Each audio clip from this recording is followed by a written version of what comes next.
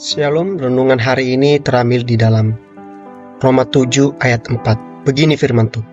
Sebab itu, saudara-saudaraku, kamu juga telah mati bagi hukum Taurat oleh tubuh Kristus, supaya kamu menjadi milik orang lain, yaitu milik Dia yang telah dibangkitkan dari antara orang mati, agar kita berbuah bagi Allah. Saudara yang terkasih dalam Tuhan, dalam bacaan hari ini, Paulus menjelaskan mengenai keterkaitan orang Kristen dengan hukum Taurat.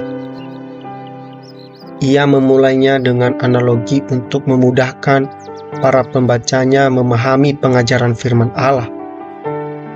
Intinya, seorang wanita yang sudah menikah tidak dapat menikah kembali dengan pria lain.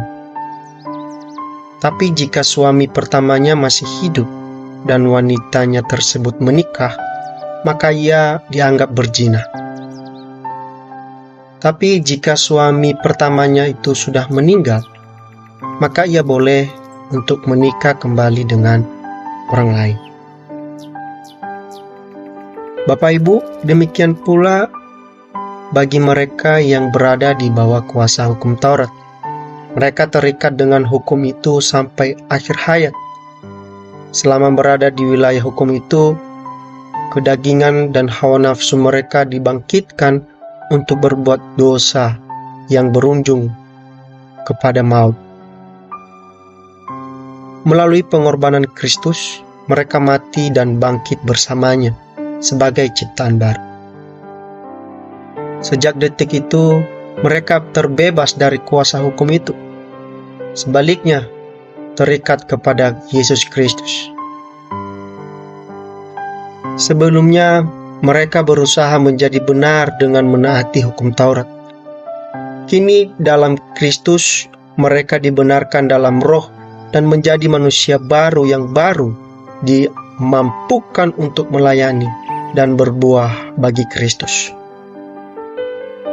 Jika hukum Taurat membangkitkan berbagai keinginan dosa, apakah hukum Taurat itu jahat? Di sini Paulus menjawab dengan tegas di ayat 7, sekali-kali tidak.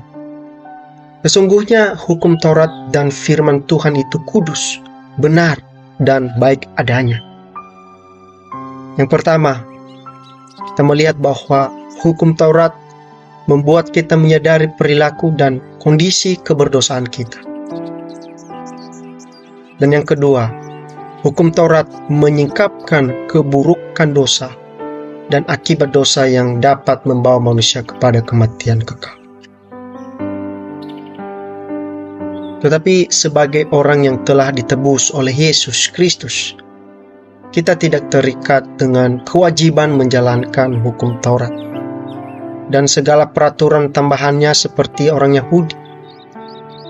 Tetapi kita terikat menjalankan hukum Taurat dan firman Tuhan dengan kesungguhan hati, agar hidup keimanan kita semakin terus memuliakan Allah dan menyerupai karakter Kristus. Tuhan memberkati. Amin.